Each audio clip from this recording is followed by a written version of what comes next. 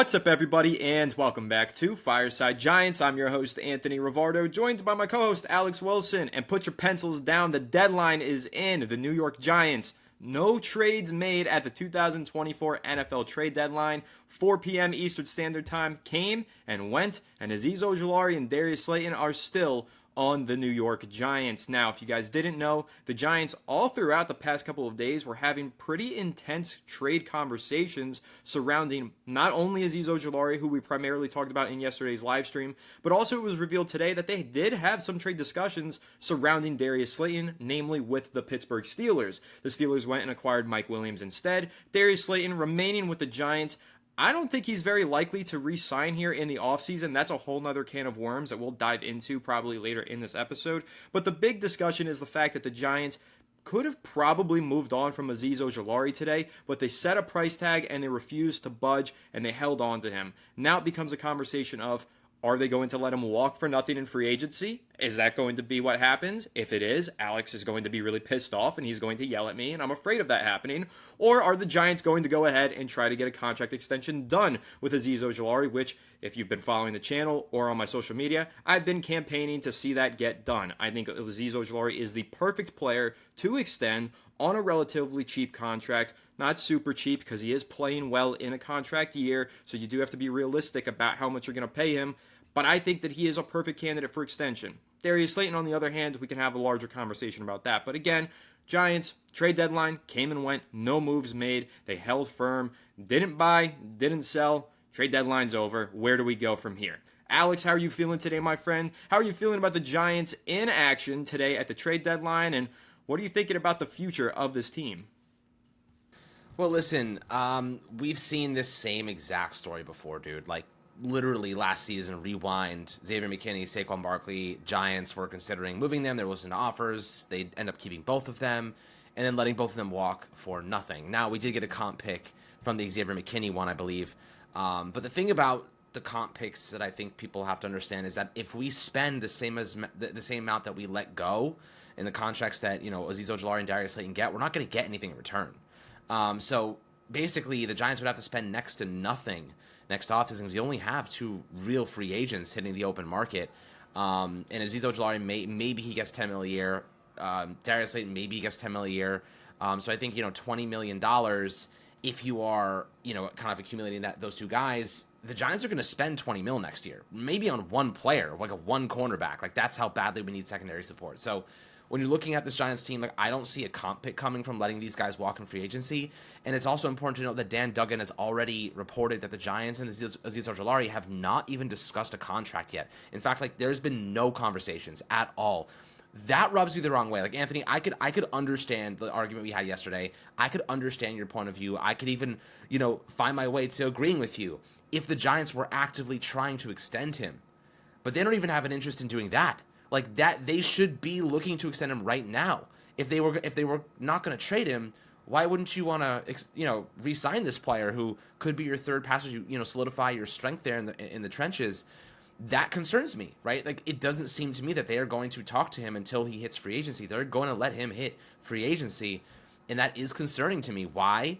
Because they're going to let him walk once again for nothing. The Giants are 2-7, 0-6 in the division. The season is over, right? It's over.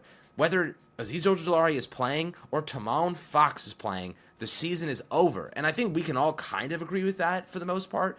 That's why, it's really just the fact that they haven't even discussed a conversation about being extended for Azeez. Like, that right there, that information makes me feel really bad about the situation. If they had conversations, they were like, let's, discuss, like, let's get the conversation going. I can be like, all right, maybe that makes sense then. That, like, I could stand behind, like, all right, like, that would at least, like, stand behind your logic, and I could use that as a pinpoint of, like, okay, like, I understand that, but they didn't do that, and that definitely confuses me. I get all that, and it confuses me as well, but I just have to keep in mind and tell myself almost in a way to cope, Alex, there is a long time between now and March, okay? There is a lot of time left for the Giants to consider getting a deal done with Ojulari. There are going to be plenty of opportunities throughout the rest of the season and into the offseason for them to call up Azeez and say, hey, walk over to Joe Shane's office, let's talk about a contract, So just because they haven't started contract negotiations just yet just because they haven't made any progress towards a deal just yet doesn't mean that they're not going to. They absolutely could. Now, you've made this point many times. He probably wants to hit the open market. He probably wants to test the market and see what contract offers are out there for him. That's going to be difficult for the Giants to manage because there might be a team that feels like they are one ascending pass rusher away, drops a boatload of money on him. That's totally possible. And then the Giants aren't going to be able to extend him because they're probably not going to be able to spend too much money on Azeez Ojulari. But Alex, let's also keep this in mind. Again, like I said, there are a lot of weeks left in the season, so there's a lot of time to get a deal done. There are also a lot of weeks left for something to go drastically wrong for the Giants. And what I mean by that is it's similar to an argument that I was making yesterday where whether Kayvon Thibodeaux pans out as a great player or not, I want some sort of insurance because right now we are not certain that he's going to be a future piece with this team. He's good, but he's not great right now. I think we're in agreement on that, right? Kayvon Thibodeaux, good player, probably not a top 5 worthy pick so far in his career, but here's the thing that I want to say. If you go through the rest of the season, what happens, Alex, if week 17, and knock on wood, this is really bad thinking, but you got to prepare for the worst when you're a general manager in the NFL. What if something drastic happens to Brian Burns or Kayvon Thibodeaux in week 17? Literally the final week of the year, if one of them tears a ligament or has a season-ending injury and they're not ready to return the football until week 12 of the following season, well, then you're going to say, okay, we got to get that deal done with Azeez Ojulari. So I think that it is important that the Giants have him on the roster for the rest of the year and will have the opportunity, the first look opportunity to try to extend him before any teams can negotiate with him just in case of an emergency. You really never know. And that's kind of the thing here with Joe Schoen. You've got to plan for the worst case scenario. And that's why I think holding on to Azeez for the next 10 weeks, holding on to him going into the offseason, it's not necessarily bad practice. I get it. Having an extra draft pick would be nice, but let's face it. The fact is, this guy is worth more than a 5th round pick. Absolutely he is. Everybody was lowballing the Giants. We know that he is worth more than a 5th.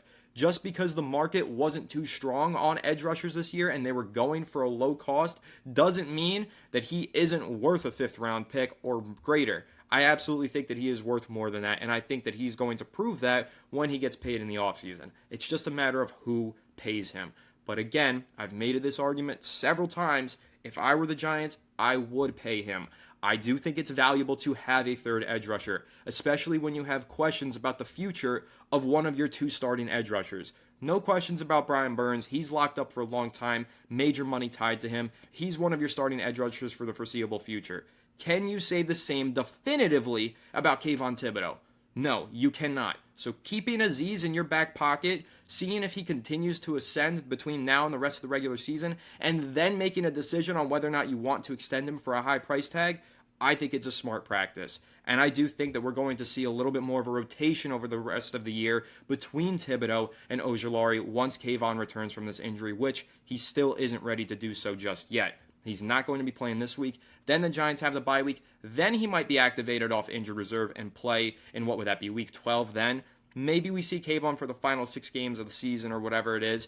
And maybe he doesn't play well. Maybe he looks terrible coming off of the wrist injury. Then you're going to be happy that you have Azeez Ojulari under contract for the remaining games and the ability to extend him in the offseason. So, again, I know there's frustration to it. The most compelling part of the argument of frustration for me, Alex, if you did have an extra 4th, 5th, or 6th round pick, it's more ammo to trade up and draft a quarterback. That's compelling because everybody knows how desperate I am for a quarterback. Crash for Cam. That's the slogan that for the rest of the year for me. I want Cam Ward. I want a new quarterback. Trading Azeez Ojulari, in theory, would have helped the Giants get a franchise quarterback. I get that argument. Again, that's the most compelling argument to me. But my compelling counter argument is you've got a good defensive line until you start trading away your defensive linemen. You've got pieces. You don't continue to build a roster by trading away players once they become good. Keep your in-house talent, extend them on bridge deals, do whatever you can, continue to develop them, and go ahead and keep stacking talent at positions of strength rather than just targeting positions of need. So, again, Alex, I like it. Good insurance by keeping Azeez Ojulari. We'll see what happens in the offseason. I think the best way to round out the conversation about Azeez Ojulari before we move on to Darius Slayton, though, Alex, how much are you willing to pay Azeez Ojulari in the offseason? Because obviously you're not as eager to pay him as me, but I'm going to just pitch to you my potential potential projected contract extension for him.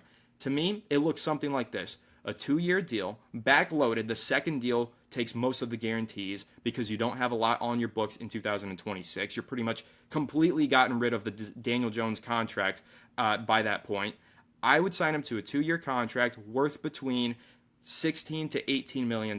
So $8 to $9 million per year. I probably wouldn't go to $10 million per year, but if you can get Azeez for $8 to $9 million per season, I think that's a good value deal. Again, you can push some of that money into 2026, or you could even front load it and get rid of him in 2026 if you wanted to do it that way. But I think a 2-year bridge deal where he can prove it, see if he continues to contribute, ascends even further since he's only 24 years old.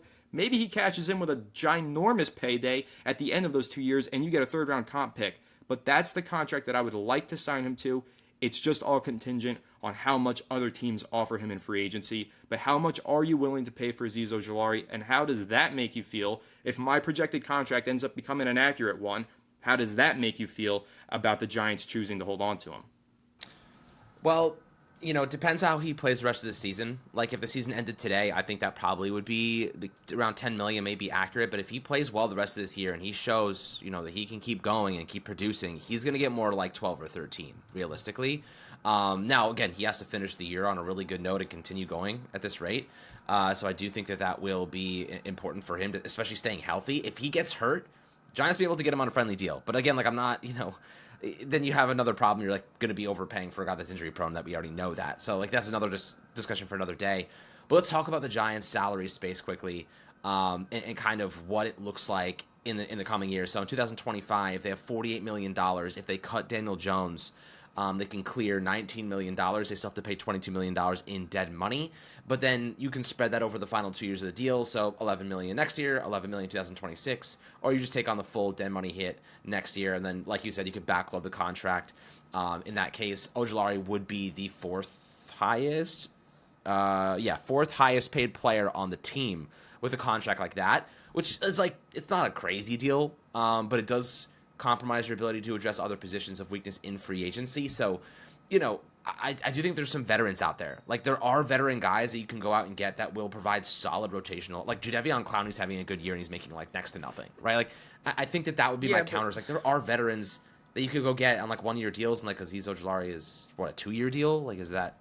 No, I agree with you, and I don't mean to cut you off, but it's just, I think that, listen, veterans like Jadeveon Clowney, good player, you're absolutely right about that. Great player at times, but he's not ascending, and Azeez is only 24, which is the argument that I made for Xavier McKinney. I said I think he's only scratching the surface of his potential, and then he went to the Green Bay Packers, and now he looks like a first-team All-Pro, maybe the best safety in the NFL. I'm not necessarily saying Azeez Ojulari is going to leave the Giants and become the best edge rusher in the NFL, but he is 24, and I think he is still ascending. He missed time due to injuries in his second and third season in his career, so he missed some time to develop. He was also playing under Wink Martindale, somebody who always struggles to develop edge rushers. Now we're seeing him play under Shane Bowen, develop, and he's only 24. Again, I don't think that it's necessarily comparable to say Azeez versus a veteran, because that veteran, you already know what they are. They've already reached their ceiling. I don't think Azeez is even close to reaching his ceiling, which is why I would be urgent to sign him to some sort of bridge deal on a value contract, hope that he outplays it, and then becomes a more lucrative trade piece or compensatory pick piece 2 off seasons from now. So again, I just think it's a little bit different talking about a player who is still definitely ascending at only 24 years old. Yeah, I mean, he definitely has a lot more potential. But then, like, you're assuming that he's, obviously you're trying to split time between him and Kayvon Thibodeau. And then you're kind of like, by making that deal, by including him in a bigger situation, by basically taking reps away from Kayvon, you're basically saying you don't think Kayvon is that like every down player. You're forfeiting that kind of that developmental project that is a 5th overall pick. Like, how many first-round picks can the Giants churn through before we find a guy that's an every-down freaking player? It's crazy how often the Giants are replacing first-round picks, spending money on positions they shouldn't be, right? Like, cornerback, we're going to have to go get a CB1 now because Deontay Banks is freaking cooked right now. We're going to have to pay Azeez Ojulari to take reps from Kayvon Thibodeau because we can't develop Kayvon Thibodeau to be a consistent player. Like, that is a big problem, and I think that's like we can both agree with this. A bigger problem the Giants face isn't really spending money, it's developing their own talent. And they have a monstrous amount of problems developing their own talent. Malik Neighbors, he didn't have to be developed.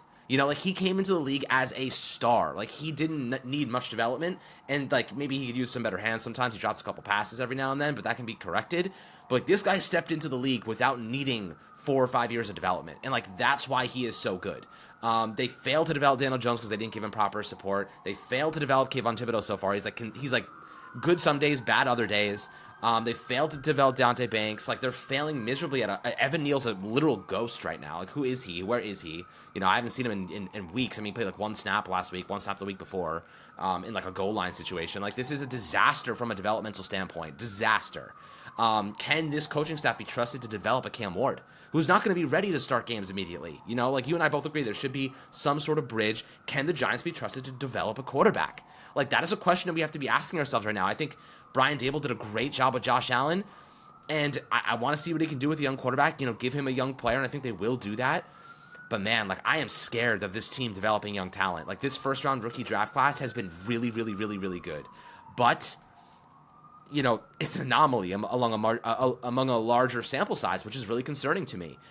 So you know there are concerns I have. I hope they can get things corrected here, but you know first and foremost, the money you're spending on Azeez Ojulari, you could allocate, like I said this yesterday, right? Like the difference being like the $10 million you could spend on a right guard, a starting right guard, or you could allocate it towards a starting cornerback where we desperately need help. And you can't trust a rookie cornerback to start immediately. Like you can't trust them. You need a veteran piece, and I know you agree with that. So I don't know. Like, am I going to be upset that like they signed Azeez Ojulari to a contract? No, I'm not going to be upset that they keep him. But they have to find other ways to add more talent, and I think it will compromise their ability to do that, and that does scare me to a degree. I think Azeez Ojulari is a good player, and that's why I wanted to maximize his contract or maximize his value now, because they are more than likely going to let him walk for nothing because he knows I'm good enough to not be sitting behind Kayvon Thibodeau, and I'm good enough to get more than the Giants are willing to pay me, and I'm good enough that another team is going to give me a starting job. And I think that kind of is where I agree with you. He's a good ascending talent, and I also think he recognizes that, which makes the Giants situation even more problematic. True. I mean, all true points. Listen, we see it a little bit differently, and we're, you know, like, I'm happy that they kept him. You're unhappy that they didn't trade him. Like, true. But, like, we also do see a lot of overlap in our points and agree to many extents, because you make a lot of good points, and I don't necessarily disagree with them. But, like you mentioned, adding talent to this roster, the Giants need to find other ways to do it. In my opinion, trading him away for a 5th-round pick and then replacing him in the draft with a 3rd-round pick is what they've been doing. That's not different ways of adding talent. That's the same way. And I'm trying to argue that this is the different way. Retaining Ojulari, extending him so that you can open up that 2nd or 3rd-round pick to invest somewhere else. That's how I see it. So, again, we both agree. We just see it a little bit differently. But let's move on anyway. The amount of time that we've spent talking about Azeez Ojulari this week is utterly insane. So let's talk a little bit about Darius Slayton. I think that this is the more egregious mistake from the New York Giants personally, and here's why. If you want to talk about the two guys, Azeez Ojulari and Darius Slayton, who is more likely to walk in free agency? I know you're not confident that the Giants are going to be able to sign Azeez Ojulari. I think that they have a better chance of signing Azeez than they do Darius Slayton. When I look at Darius Slayton, I see a guy who was completely wronged by this organization. Let's be real about it. They should have paid him this past offseason. I think he's going to go into free agency 2025 and say, fuck you guys. You didn't give me my money. Someone else is going to. That's what I think Darius Slayton is going to do, and the Giants are really going to regret not giving him his money this past offseason and not trading him at this deadline. That's a player that I think wants nothing left to do with this organization. I could be wrong. I hope that I'm wrong. But that's the way that I interpret this, because when the Giants chose not to pay him in the offseason and then they gave him that shitty boost in incentives, at every single press conference and media spot that he did from there on forward, he looked pissed off. He looked like he didn't want to be there. He looked uncomfortable with all of the questions about his contract. And Darius Slayton, one of the highest character guys in that locker room. One of my favorite players on this Giants team. Clarification needed here, because I love Darius Slayton. I think he's an awesome player. And out of all of the mid-round draft picks that Dave Gettleman had, absolutely, unequivocally, one of the best ones that he hit on in those middle rounds. Slayton's a great player. Slayton could be maximized so much more by another team. We were texting about it earlier today, Alex. My Chargers, my baby's a powder blue. If this man was on the Los Angeles Chargers, 1,000-yard receiver. No doubt in my mind, Justin Herbert would find a way to get him 1,000 yards. And I have said that many times. in the past several years, I have said Slayton has come very close. He's had 750 yards, 750 yards, 750 yards. He is a damn good wide receiver too. But damn good wide receiver twos in the NFL can go for 1,000 yards in the right offense. Slayton is being held back by the Giants. He always has been. I mean, they gave up on him in 2021. They basically kicked him to the curb. He fought back on a cheaper contract the following year and proved, oh yeah, he is a good player. He's worth way more than what he's getting paid. And he's continuing to prove that. So I think he's going to leave in the offseason for a team that absolutely wants to pay him. We've mentioned this one contract, Alex, Gabe Davis. How the fuck did that guy get more money, double the amount that Darius Slayton is being paid? Doesn't make sense. I have to imagine Slayton looked at the Gabe Davis contract and said, where is my money? New York Giants, pay me. And that's why I think he's going to leave in the offseason. And if the Giants should have traded anyone at the deadline, it should have been Darius Slayton. Now, clarification, he is in concussion protocol. I don't know how that affects the ability to trade him. I think you can still technically trade a player in concussion protocol, though maybe I'm wrong. Maybe there is a rule, and it probably killed most of his market. A lot of teams probably didn't want to trade for a player in concussion protocol for the second time this season. That's true. But the Steelers did want to trade for him, and I have to imagine there were other teams who might have been interested. But it sounds to me, based on what I've read from the beat reporters, the Giants weren't interested in trading Darius Slayton. And that's the confusing part to me because, again, this is a player who seems absolutely destined to leave in free agency this offseason. I hope I'm wrong. Think he can continue to be a great number 2 receiver opposite of Malik Neighbors, but I think he's as good as gone, and that's the lack of a trade. The inability to trade Darius Slayton, that's the one that confuses me and frustrates me the most. You want to know what really pisses me off? So Jordan Raanan of ESPN just reported that the Giants weren't really looking to move Darius Slayton. They wanted a mid-round pick for Ojulari. They weren't going to get it. John Mara basically admitted last year that they were prioritizing the product on the field down the stretch, and despite being 2-7, 0-6 in the division, no playoffs in sight, the Giants, once again, are doing the dumbest thing possible and not cashing in on players who are going to leave. And listen, I'm assuming they're going to leave, obviously. Like, they could definitely stay, but I agree with you 100% on this one. Darius Slayton is leaving the Giants. He wanted a pay increase, and they said, fuck you, dude. Take this incentive. And it was like $100K. $100K. Gabe Davis is another Buffalo Bill mirage. Just like we are learning right now, the Buffalo Bills sent us the mirage of a... Josh Allen makes everyone look really good, apparently. Like Brian Dable, he's a good play caller. Good play caller. So far, being as a head coach, I mean, won coach of the year the first year, but everything's been really disappointing since then. As a play caller, I think he's got some goods. But like Joe Shane's decision making, he's cleaned up the cap, but the development, the player, the picks have been really, really volatile, mostly bad. The Daniel Jones situation, in hindsight, horrible. That's his decision, by the way. Like, he owns that contract. So, you know, when you're looking at this Giants team, and like Gabe Davis got paid $13 million a year, Darius Slayton is going to get $10+ million per season. He is better than Gabe Davis, as you mentioned. The Giants are not going to pay Darius Slayton, and they're definitely not going to pay Darius Slayton and Azeez Ojulari. And Darius Slayton, I find it funny, Anthony. Darius Slayton went to being one of the most vocal and most diligent supporters of Daniel Jones on social media to not saying a fucking word for weeks. Like, since the season started, not a word. You know what I mean? No, Daniel Jones is doing his best. Like, we're letting him down. Nothing. I'm not saying he's throwing under the bus by any means, but he just stopped trying to defend him. You know what I mean? Like, this is... I mean, listen, the good quarterback with a Cam Ward, on day one, Darius Slayton's an 1,000-yard receiver. And I think you would probably agree. Like, he's probably a 1,000-yard receiver, probably close to it at the very least. You know what I mean? Like, someone who can just hit a deep pass. I don't know about with Cam Ward. Maybe not Cam again, Ward. Sam we've Darnold. talked about Cam Ward Sure. probably needs to sit for a while, but yeah, no. I do agree. Let's say long-term. The right quarterback, Long-term he's a 1,000-yard Cam receiver, Ward. for sure. Yeah.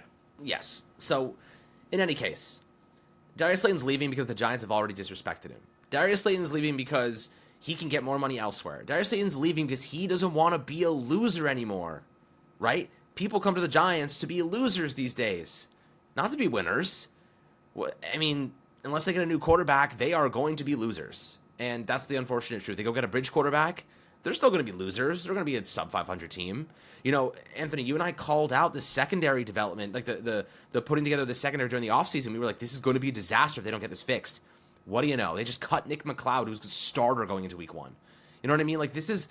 this is just like we saw this coming, guys. Like we saw it coming, and now it's coming to fruition, and we're trying to find our way out of it. I have to make a point on the Nick McLeod release. That wasn't necessarily performance based. If you're reading about it, Alex, that was strictly based on money. The Giants have the least amount of salary cap space in the NFL right now. Let me tell you why, and you probably know why. Don't even say it. Don't even say it. There was this one beat reporter by the name of Ralph Vacchiano that tried to argue with me on social media in the offseason that the New York Giants signed Daniel Jones to a contract that was, quote, a fucking bargain. What? He said that the Giants contract that they gave Daniel Jones did not affect their ability to make any offseason moves. Tell that to the lack of a CB1 on this roster, and tell that to the fact that they just cut one of their fucking starting cornerbacks for nothing because they needed to make $1 million in salary cap space. They had to cut Nick McLeod. That is due to the Daniel Jones contract. If they believed in Daniel Jones and if they saw him as the future starter of this team, they would restructure that deal. Their inability to move that contract, change the guarantees, convert any of it to a signing bonus, any of that, that is because they do not believe in their quarterback. That contract has done unbelievable damage to the state of this roster. It is actually so frustrating looking at all the moves that the Giants could have, should have, and would have made if they just gave Daniel Jones the fucking franchise tag like I said they should have, and you agreed with me back in that 2023 offseason. It is so fucking painful to see this shit, and I'm not so upset that Nick McLeod is gone, guys. That's not what I'm saying here. I could care less. He's not that great of a player. But it's just the fact that the Giants had to make a move like that in November, had to cut a starting cornerback for $1 million because their quarterback hasn't lived up to the expectations of his contract. That fucking sucks. That is painful. It is so disappointing, and it just tells you everything you need to know about the future of this team. Guys, I don't care how well Daniel Jones played on Sunday. Yeah, he balled out in the second half versus the Commanders, and the Giants still refused to convert any of his salary to a signing bonus. What does that tell you? They are cutting him in the offseason and rebooting the quarterback position. When you have to cut one of your starting cornerbacks in a shitty secondary to free up $1 million rather than touch your quarterback's contract, tells you everything you need to know. So don't give me any shit in the comments from here on out going forward. I don't want to hear how much you love Daniel Jones and how he needs to get a year 7 to turn things around. It's over. And the Giants have made that abundantly clear every step of the way this season with all of their roster moves. They're not going to touch the Daniel Jones contract. The only reason why, because they want to cut him in 2025. So, sorry, Alex, I went on a little tangent, got a little angry, had to bring that up, but you may resume. You may go back to, ranting more about this team, about how bad it is. Yeah, I mean, what more is there to say? I'd be willing to bet that Daniel Jones is not start. Like we just heard Dak Prescott's going to be out for Thanksgiving when the Giants play. It's going to be a Cooper Rush, Drew Lock matchup. Like they're going to bench Daniel Jones at some point. It could be after the bye. Like if they lose to the Panthers, it's like they're wrapping it up. Like sealed, wrap, delivered. He's going to the bench. Like they can't lose to the Panthers. If it does happen, we're going to see a pretty embarrassing squad the next 8 weeks. But the contract of Daniel Jones, the fact they haven't restructured it, I mean, it's a telling sign. They are moving on after this year, and everyone knows it. Even the truthers, that the few that remain, are understanding that, they're probably going to move on. With that being said, the financial situation the Giants find themselves in because of the dead money is a bit problematic. It does, force them to strap some contracts. They can restructure Brian Burns' deal. They can restructure some other contracts. They can get away with this, but most importantly, screw the contracts. They need to hit a home run draft class next year again, right? A home run draft class next year again. They have to. And it's a weak draft class, guys. There is only a handful of players that have first-round designations in this upcoming draft class by most high-level analysts. You have to hit on a draft class that is widely considered to be one of the worst in recent memory. And that's a really bad place for the Giants to find themselves in. Really, really bad. Because if you miss out on Cam Ward, Shedeur Sanders, I don't think he's that good, personally. I don't think he's close to NFL ready, that's for sure. Ewers, no freaking shot. Nussmeier, he needs a lot of development. He has 1 year of experience. A lot of development. I don't think there's anyone in this draft class that's even close to being NFL ready as Cam Ward is right now. And he even needs time. So, it's just a really tough spot to be in if you're the Giants. They've They've backed themselves into a corner. They continue to make net negative moves. They continue to try to prioritize on-field production. When you're 2-7 and your offense is one of, if not the worst in football, the worst. You know what I mean? So I don't know what they're trying to prove to John Mara, that his team isn't worse than it already is. Prove to us that we are not seeing, like, and we're seeing exactly what they're putting on the football field. It's garbage, like garbage excuse of a team. And this is what we're supposed to rally around, because they're trying to maintain the production of what they're putting on the football field right now by keeping Ojulari and Darius Slayton. Miss me with that crap. It's bullshit. The last point I want to make, by not even entertaining calls for Darius Slayton, they basically are telling all of us, straight up, don't even have to say it, they have zero faith in Jalin Hyatt. Zero faith in a third-round draft selection from 2 years ago. True. That is a fucking abomination. The fact that you could sit here and basically say to our faces, we're not going to trade Darius Slayton because the guy we've been developing for 2 years is absolutely useless. That's what they're saying to us. That's how I take it. And I know you got baby duty, so I'm going to wrap this up. But the last point that I'm going to make on that, because I totally agree with you, that is inexcusable. Are we certain that Jalin Hyatt is terrible? Or do the Giants just suck at recognizing wide receiver talent? Did you see Sterling Shepard on Monday Night Football? The guy still has it left in the tank. And this happens to the Giants all the fucking time. They let these guys walk because they think they're washed up and done. And newsflash, they're not. They're just held back by a shitty offense and a shitty quarterback. Yes. That's what it is. Yes. I think the Giants have a serious problem identifying the talent in their building. Same fucking thing happened with Xavier McKinney. They thought he reached his potential already, so they let him walk and they didn't want to pay him.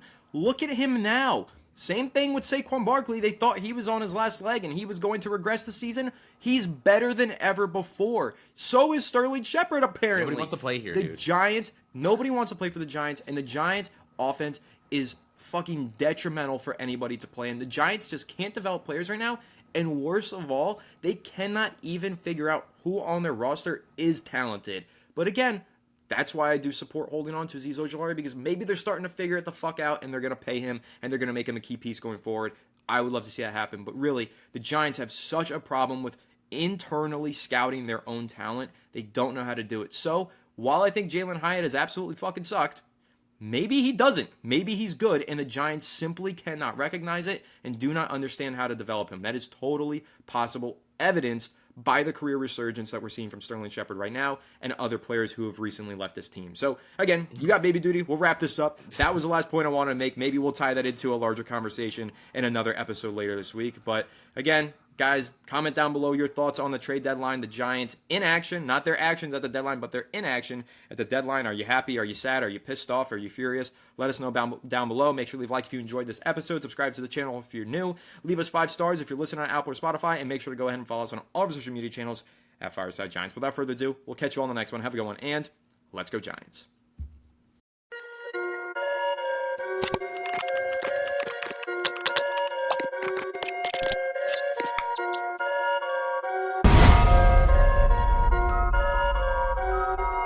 Perfect.